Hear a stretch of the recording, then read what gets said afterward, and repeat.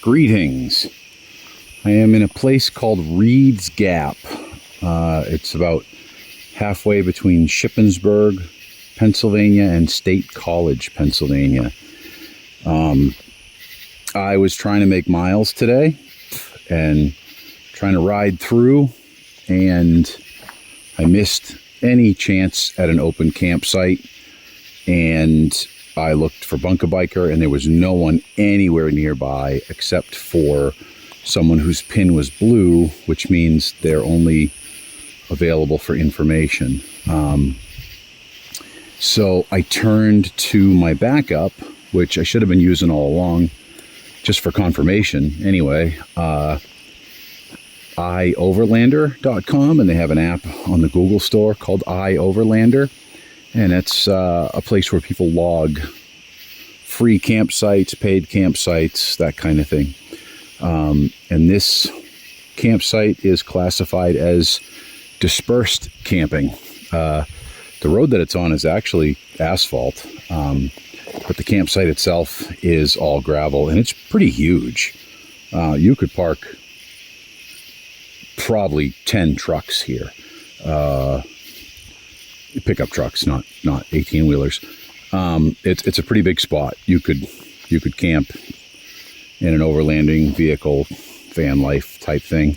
I had no problem driving the motorcycle through here.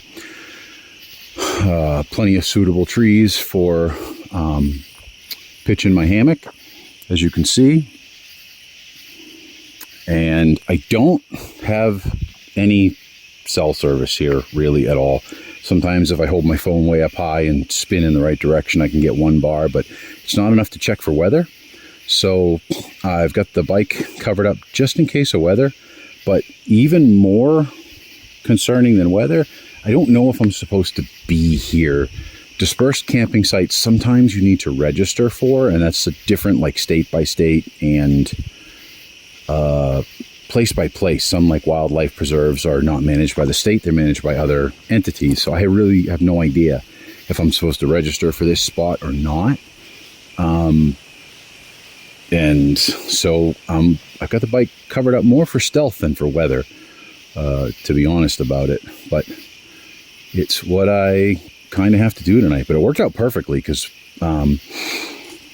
I went to a campsite. It was closed. Everyone was going home for the night. There were people there, but, there was one young girl there, but no camp managers or anything. And I didn't want to press my luck by knocking on any doors or anything. I had no cell service. So I sort of just headed up the road towards the nearest small town, city, whatever it looked like on the map, hoping to get some cell service.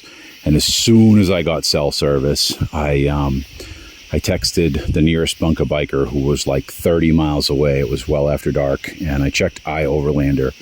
And before I heard back from her, I found this spot on iOverlander, and she came back to me and said there was a place about 20 miles away, a Cub Scout camp or Boy Scout camp where I might be able to sneak into.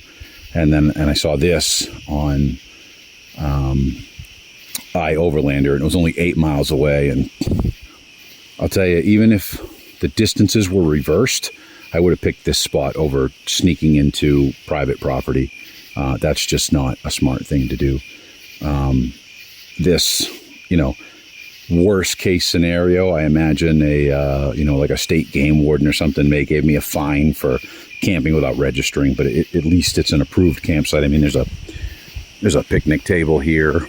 There's a fire pit here. I mean, people definitely camp here. It's got a stake out by the road with a number on it. It wasn't one that I saw coming in. I drove past it twice before I even saw the little road coming in. And there's like a hiking trail going off in one direction. And it's definitely an approved campsite. So like I said, worst case scenario, I may get a fine for not registering before camping here. But I think any law enforcement official, law enforcement officer, Leo, we call him here sometimes, game warden, anything, I think any reasonable human being would say, yeah, this is too late to be driving at night on a motorcycle. You can't see.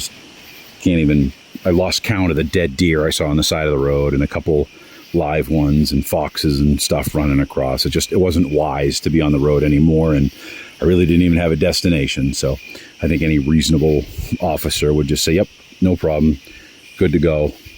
Here's a fine just so I can prove to my boss I'm doing my job, and even a fine, whatever. If it's, twice what it cost to camp, it was still worth it for me just to get off the road. So like I said, stealth, not really to hide from the police or the game wardens, basically just to not be bothered. You never know when locals get touchy about stuff, and I'm not in my home state or anything, so who knows about that kind of thing. I've rambled on long enough. Thank you for watching the video if you watched it. Thank you for not watching it if you didn't watch it, and good night.